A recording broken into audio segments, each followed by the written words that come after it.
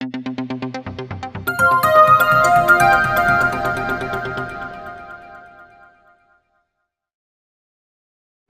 నమస్కారం.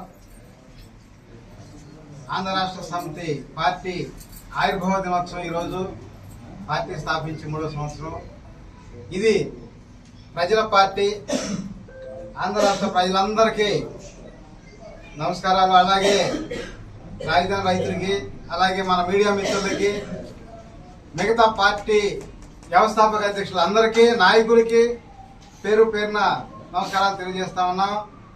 ఎందుకంటే ఇవాళ మన ఒక స్వతంత్ర దేశం, ఒక ఆంధ్రప్రదేశ్లో స్వేచ్ఛ కోల్పోయాం అనిపిస్తుంది చూస్తుంటే.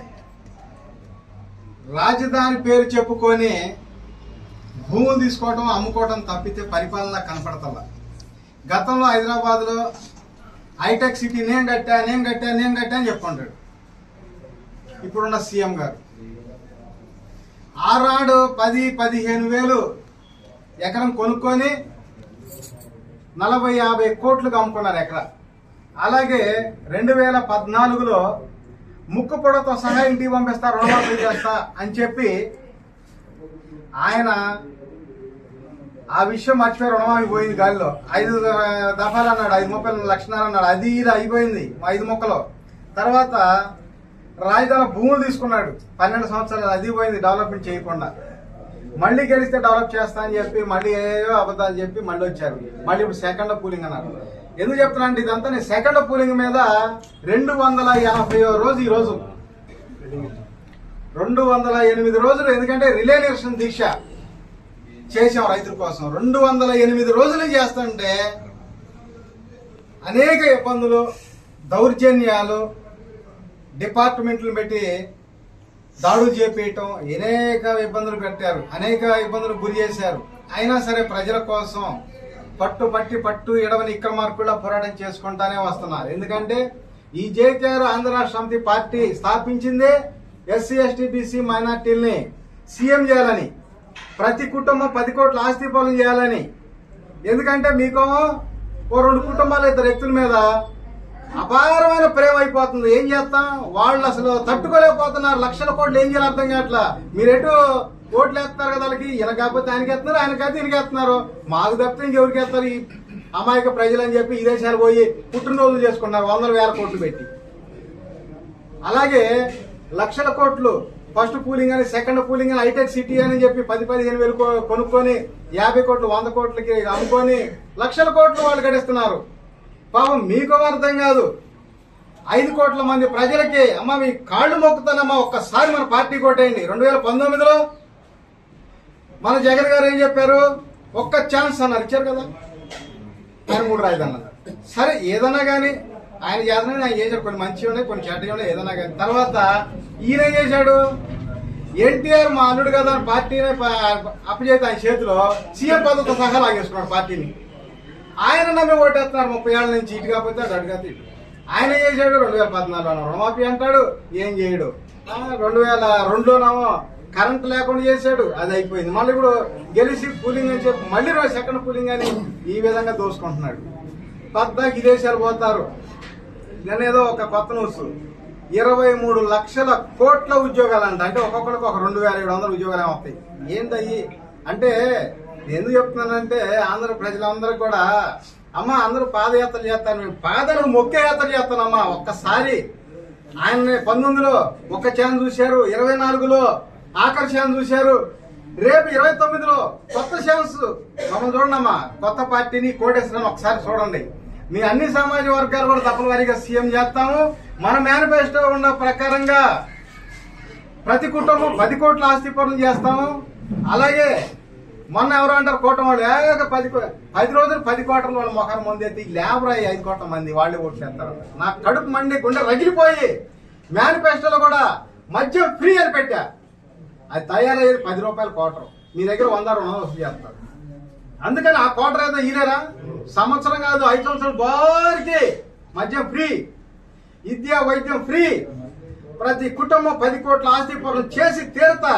సొంత భూమి రైతులు చేసి శ్రీగంధ చంద్ర మొక్కలు నాటిచ్చి చేస్తాం. అలాగే రాజధానిలో వాళ్ళు 5-10 కొనుక్కొని 100 కోట్లు, 200 కోట్లు, 700 కోట్లు కూడా అమ్ముకుంటున్నారు బొంబాయిలో. ఈ విధంగా హైదరాబాద్ కానీ మన ఆంధ్రాలో కానీ అలా జరిగింది. నేను అదే రాజధానిలో 1,00,000 ఎకరాలు కాదు 2 లక్షల ఎకరాలు అని తీసుకొని ప్రతి డోక్రా గ్రూప్ కి ఎన్ని లక్షల గ్రూపులు ఉంటే ఈ రాష్ట్రంలో అన్ని లక్షల గ్రూపులకి తలా 1000 గజాలు పాటిస్తే గ్రూప్ కి గజం 1,00,000 నుంచి 2 లక్షలు అమ్మితే ప్రతి కుటుంబం 2-3 కోట్ల ఆస్తి ఈ రాజధానిలో ఉంటది.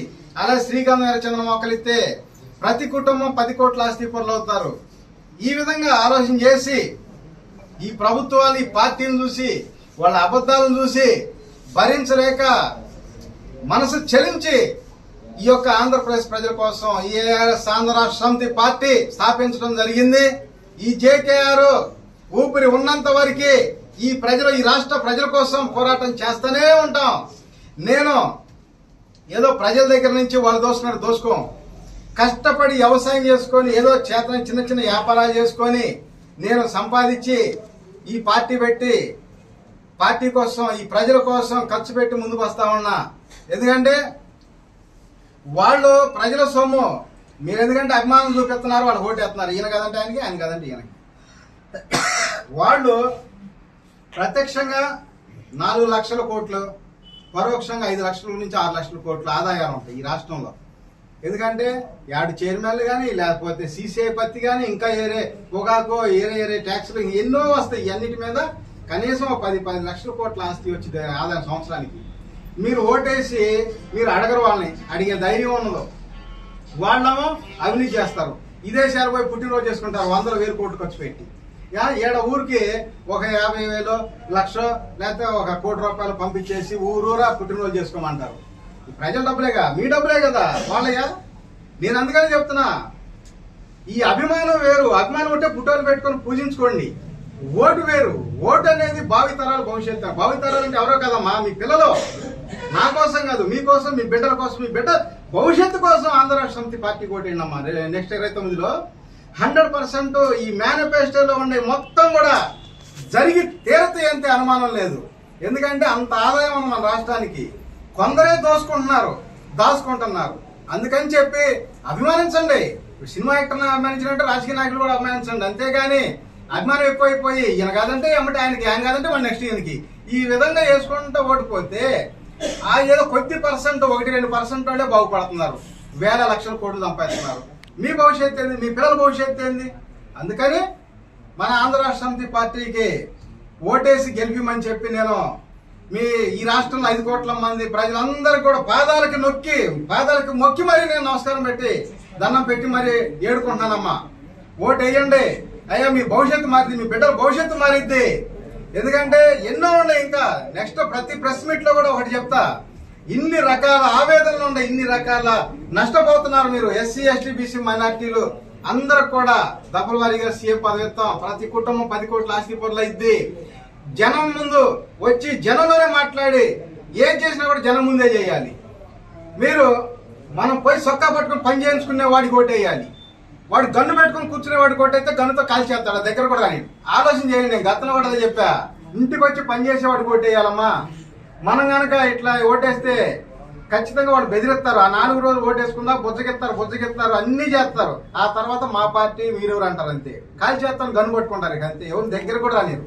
అందుకని దయచేసి ఆంధ్రప్రదేశ్ ప్రజలందరూ కూడా నేను రిక్వెస్ట్ గా మీ పాదాలు మొక్కి మరీ చెప్తా ఉన్నానమ్మా. ఆంధ్ర రాష్ట్ర సమితి పార్టీ ఓటేయండి. నెక్స్ట్ అందరూ కూడా ధనవంతులు అవ్వండి. మీకోసం, మీ బిడ్డల కోసం, మీ బిడ్డల భవిష్యత్తు కోసం ఆలోచించమని చెప్తా ఉన్నానమ్మా. ఇంకా డౌట్ ఉంటే అడగని చెప్తా.